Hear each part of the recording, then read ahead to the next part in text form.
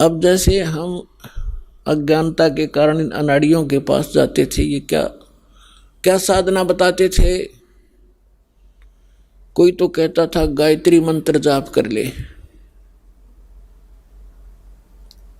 और कोई कहता था कि गीता जी का एक अध्याय डेली कर लिया कर पाठ कर लो।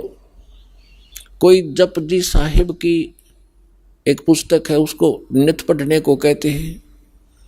कुछ ये नित्य नियम का गुटका हमने बना रखा है गरीबदास के पंथ में।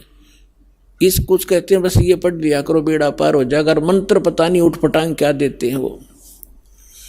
तो पुण्यात्माओं, जैसे पहले हम गायत्री मंत्र को लेते हैं। गायत्री मंत्र क्या है? ये एक यजुर्वेद अध्याय नंबर 36 का मंत्र नंबर 3 है, और इन अनाड़ियों ने इसको पता नहीं के बना रखा था। इसके आगे ओम अक्षर लगा लिया, ओम भूर्भुवः स्वः तत्सवितुर्वरेण्यं भर्गो देवस्य धीमहि धियो यो न प्रचोदयात्। और इसने हम निरागोट्या करते और इसको यूँ मान्या करते इससे मोक्ष होगा। ये प्रथम तो इसके साथ ओम नाम लगाने से ये मंत्र ही व्यर्थ हो जाता है। अब जैसे वेदों में महिमा पूर्ण परमात्मा की है और ओम नाम है ब्रह्म का, और महिमा ये इसमें इस मंत्र में महिमा है परमक्षर ब्रह्म की।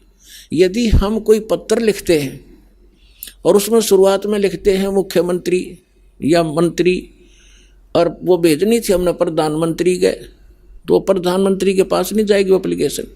जिसको आपने एड्रेस किया वहाँ जाएगी, और वो उसका अधिकारी नहीं उसका आपकी एप्लीकेशन को सुन ले, कुछ काम कर दे।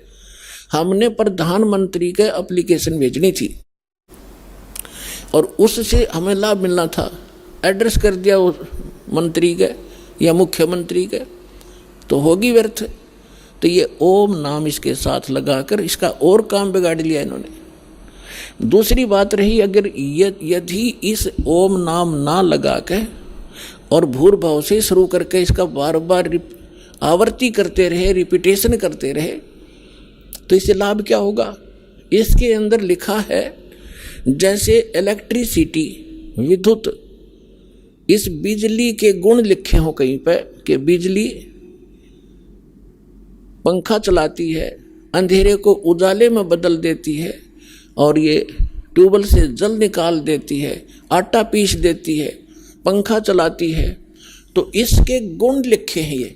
इसको चाहे श्लोक बना लो, इसकी चाहे कविता बना लो, चाहे इसका कोई भजन शब्द बनाकर ढोलक पीट कर गा लो, चाहे सारंगी ठागा हारमोनियम बांध कर गा लो, वो गुण चाहे वैसे बता लो कि बिजली पंखा चलाती है, बिजली अंधेरे को उजाले में बदल देती है, ट्यूबवेल से जल निकाल कर सिंचाई कर देती है, और बिजली आटा पीस देती है, पशुओं का चारा काट देती है। तो ये गुण तो उसके अंदर विद्यमान है।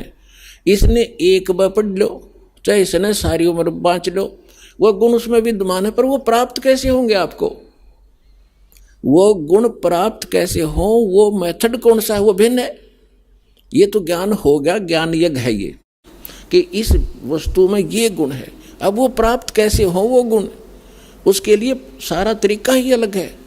उसके लिए उस ऑफिस का पता चाहिए जहाँ से वो कनेक्शन मिलता है।